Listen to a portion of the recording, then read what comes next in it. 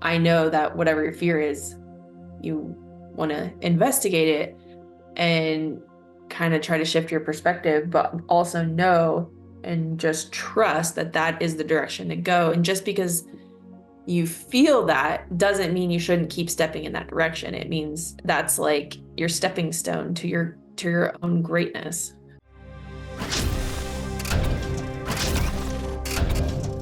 Hello, hello. I am Chaffin.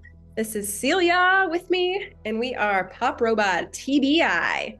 And Celia, what did you do just now with your computer? I placed this very fancy piece of printer paper over the screen because when I look at the screen, it makes my brain power off. Yeah, and I am dimming my screen. We are both protecting our eyes and our brains. Because believe it or not, a lot of the concussion stuff can affect your eyeballs, and we are both in therapy with getting help for our eyeball recovery. Yeah, it's a whole thing for sure.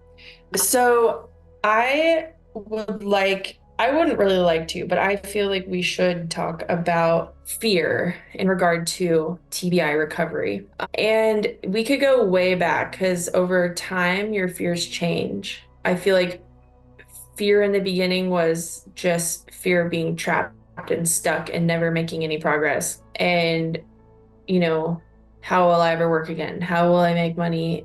How will I manage relationships? How will I ever have fun again? How will I ever feel okay again? And then if fear, yeah, so, but I'm just going to go ahead and zoom right up to the current fear that I'm dealing with.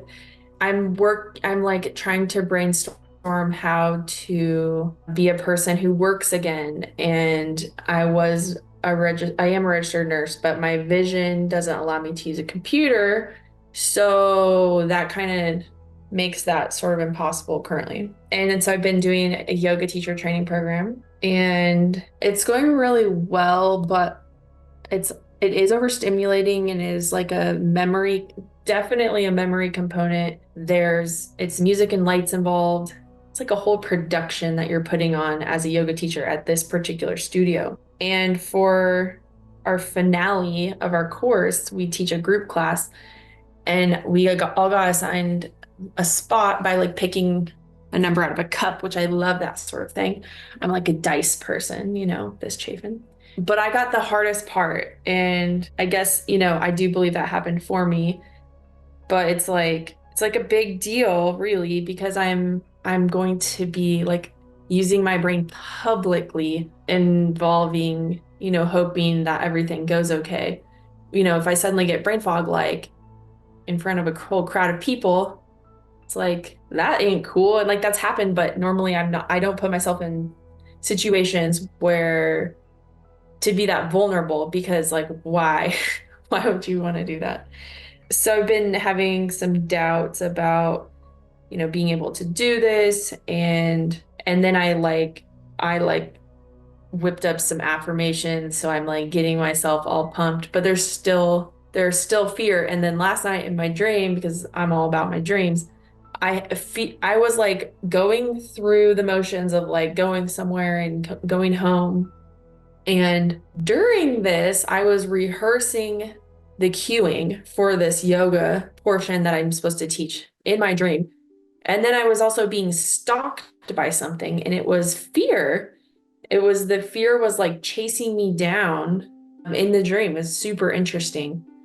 So today I was like, oh my gosh, like I need to pay attention to this fear thing. Like I'm like letting fear like really affect me. And so today I've been considering, just like how I can shift my mindset with fear because I realize I'm doing something very vulnerable for a person who's on a TBI healing journey.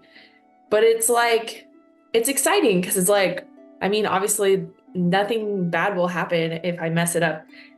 No, I'm not going to like say the wrong pose and then someone gets hurt. That's not my issue. My issue would be like, I just like couldn't talk. I wouldn't be able to get the words from here to out here.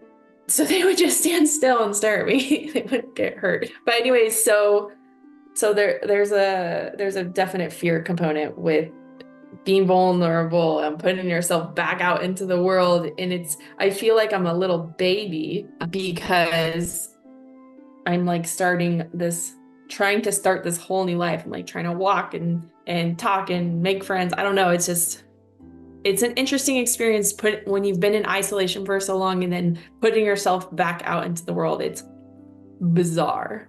So that's kind of the gist. It's a lot. And it's so interesting. It's a very interesting experience. But I know Chaffin's been in the workforce now for a while, and she's been a champ, but she's had her fair share of issues Yeah. or moments of like, holy shit. I definitely get what you're saying with the fear of, yeah, just like, okay, you try really hard to stay out of situations like that. I know I did for 2 years. And when I started putting myself consistently with this job back out in front of people, yeah, it was scary. And what you said of not having the words to talk, that has happened. Or not knowing what to do, that has happened. Yes, a lot of my worst fears came true with it, but I love what you said about, okay, well, we gotta look at it. We can't just run from the fear. I definitely ran from the fear and it made it worse instead of looking at it and like flipping it, as you said, making the affirmations, having a mindset of gratitude, seeing instead of looking at what we can't do, because that's where I feel like fear for me really hits with tasks like that. It's looking at, okay, well, look how far we've come and look how far we continue to go. And like seeing it, I have a really hard time doing this. So I'm saying this as in like, Chaffin, do this, Chaffin, do this. But instead of looking at it from how other people would view us, which would be the normal thing, instead looking at it like if I had like a big sister in the sky looking down on me being like, look at you go, girl. Like, I want to focus on that perspective instead of the other people's perspectives. But yeah, it's scary. Like everything what you were saying about that is scary. It's awesome. Like, holy cow, look how far you've come that you're able to even think about considering doing this. But yes, there's a lot of emotions around it. Yeah, a few months ago, if I was in this situation, I would have had to tell the instructor, like, I'm not doing this because I wouldn't trust my brain enough. But here I am. Okay, question. And you, Oh, sorry, go ahead. Well, I was gonna say you pointed out like, look how far you've come. That I think about that part too, and it's just like, oh my gosh, Yeah. It's like this. I'm doing this small thing, and to me, it's like I'm not gonna try to make a big deal about it to other people because like this is my like experience, but it's like I might as well be giving a speech to like the entire nation, you know? For real. And I wouldn't say this is a small thing. This would be nerve-wracking for anyone. So Right. it's more nerve-wracking to you because of what you're going through. So I don't want you to sell yourself short. This is not a small thing to anyone. Right, right. Other people are nervous, and I'm like, I have the added layer of like a history of my brain not Exactly. being online, you know? And so, but anyways, it's exciting, but it's also just bizarre.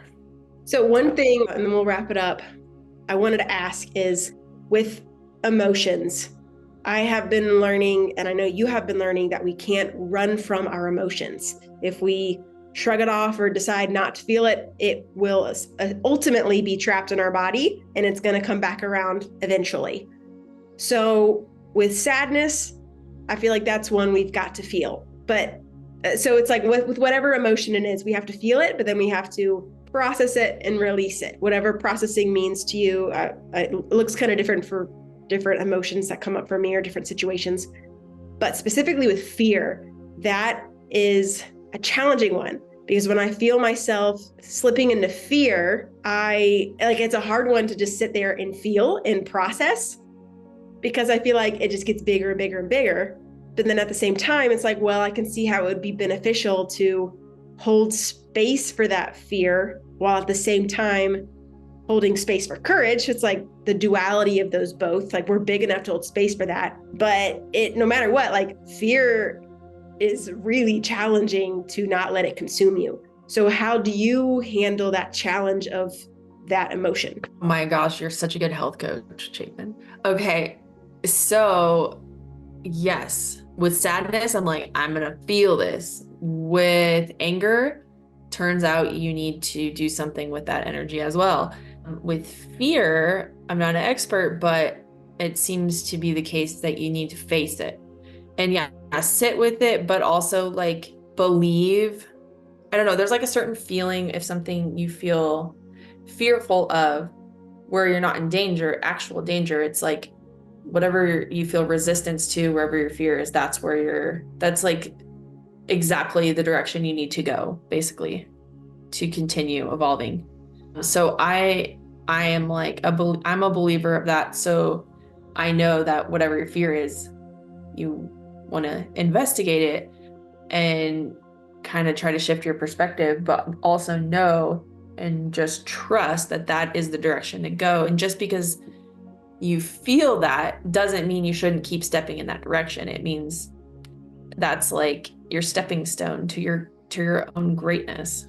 I want to pause on that. It's like some things with fear, like I was instantly thinking, yes, I love that you got to face it, but that doesn't necessarily mean stepping into whatever it is, because it actually could be like dangerous in some way. Well, that's why I said if it's dangerous, that's different. Okay, okay, But if got it. it's Like just mentally something, dangerous, physically dangerous. Cool. Just want to throw that out. Okay, so sorry. yeah. Well, I don't know the right answer. I mean, in my dream, it was chasing me. So I know in my dreams, if something's chasing me, I need to face it, for sure. Like that's like the way my dreams work. So Yeah. that was like hard stop. Like I'm not gonna let fear run my life. Like I realized that I kind of was letting it Yeah. be. Like I'm like having that constantly with certain things, and I'm like, wait, I don't actually have to let this run the show. And so I guess, do you have a good way to process fear? I guess I'm figuring it out. Not But necessarily. So I'm soaking up okay. everything you say. Is the fear, Yeah. like I turn to affirmations. Yeah. That's Yeah. I wrote out like a whole page of declarations on how this is going to be just fine. And I taped it in my bathroom. So that's what I did. I And love just it. writing it, I'm like, this script feels good. Like I would be happy with this being my truth. So I feel into that. And like there was a guy the other day with yoga where we were supposed to pick the songs for a certain section, and he was really feeling insecure about presenting these songs to the group. And I was feeling really insecure about it too. I was like, I don't think this is the right move. But I told him, like, this is going to be great. This is going to work out. They're going to love these songs. And he's like, okay. And I was like, this is how I live my life. I just declare how I want something to go. And then a lot of times it works. And he was like, okay. And he was like having this totally negative mindset. And the group ended up loving the songs, but it's just like, just declare it to be so. And like, it's pretty magical. So I love that. I love that. Yeah. I was so glad it worked because I would have been so embarrassed if they're like, no, try again. Like, because like picking songs it's very personal and like it's a piece of your heart. It's like, this is what I really like. And everyone's like, no. Like, Yep. so luckily they liked The it. DJ in the car with one other person scares me, let alone. Yes, exactly. All right. Well, this is a good place to end. Thank you for sharing about your fears and how to push through it and overcome it. I'm here for it. Go team. Go team. Woo!